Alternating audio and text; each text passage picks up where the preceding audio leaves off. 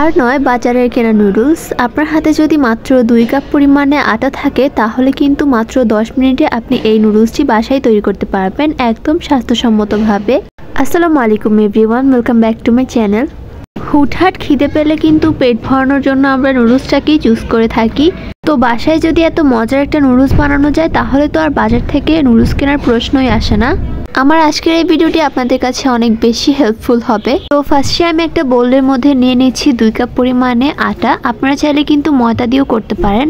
আর সাথে দিয়ে দিব হাফ চা চামচ মতো লবণ। এখন একটা হুইস্ক দিয়ে এগুলোকে একটু ভালো মতো মিশিয়ে আমি এখানের মধ্যে 1 কাপ পরিমাণে পানি দিয়ে দিব। পানিটাকে এখন হুইস্কের সাহায্যে খুব ভালো মতো একটু মিশিয়ে নিতে হবে। তারপর এখানের মধ্যে আমি আরও 1 কাপ পরিমাণে পানি অ্যাড করছি।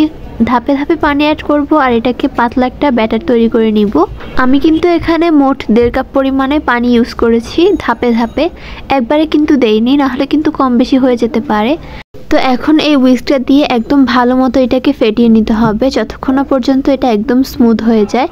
তো লাস্ট পর্যায়ে আরও একটু পানি দিয়ে তারপর খুব ভালো মতো এটাকে মিশিয়ে নিয়েছিলাম। তো দেখতেই পাচ্ছেন এটার ঘনত্বটা ঠিক এরকম হবে, একদম বেশি ঘনও না আবার বেশি পাতলাও না, কিন্তু আপনারা দেখেই বুঝতে পারছেন। তো এখন এটাকে আমি একটা পাইপিং ব্যাগের মধ্যে ঢুকিয়ে নিচ্ছি। চাইলে যে কোনো পলিথিনের ভিতরে ঢুকিয়েও নিতে পারেন। তো এখন আমি একটা চুলায় প্যান বসিয়ে দিচ্ছি আর তারপর এখানের উপর দিয়ে কিছুটা পরিমাণে তেলকে টিস্যু পেপার দিয়ে এরকম মুছে নিচ্ছি। একদম বেশি তেল থাকলে কিন্তু এই নুডলসগুলো হতে চাইবে না। তো এখন আমি সেই পাইপিং ব্যাগের মুখটা একদম ছোট করে কেটে তারপরে এরকম গোল গোল করে ঘুরিয়ে দিয়েছি। তো যখন উপরের পাটটা ড্রাই হয়ে আসবে এগুলোকে আমি উঠিয়ে ফেলেছি। সেম প্রসেসে আমি কিন্তু আরও কয়টা বানিয়ে নিচ্ছি। আপনাদের সুবিধার্থে আমি অনেকগুলোই বানানো দেখিয়েছি আর আপনারা দেখে কিন্তু বুঝতে পারছেন কতটা ইজিলি এই কাজটা করা যায়। তো তারপর আমি সবগুলোকে একসাথে করে দেখাচ্ছি। দেখুন একটা একটার সাথে লেগে যাচ্ছে না, অনেক বেশি পারফেক্ট হয়েছে এই নুডলসগুলো। তো এখন আমি এটাকে রান্নাও করে দেখাচ্ছি। রান্না করার জন্য ফার্স্টে চুলে একটা প্যান বসিয়ে 2 টেবিল চামচ তেল দিয়ে দিচ্ছি। মিডিয়াম সাইজের একটা পেঁয়াজ কুচি দিয়ে দিচ্ছি। এখন এই পেঁয়াজটাকে হালকা একটু ভেজে নিতে হবে। পেঁয়াজটা যখন হালকা নরম হয়ে আসবে তখন এখানের মধ্যে আমি দিয়ে দিচ্ছি একটা ছোট কাঁচামরিচ কুচি। ঝালটা পছন্দ অনুযায়ী দিবেন আপনারা।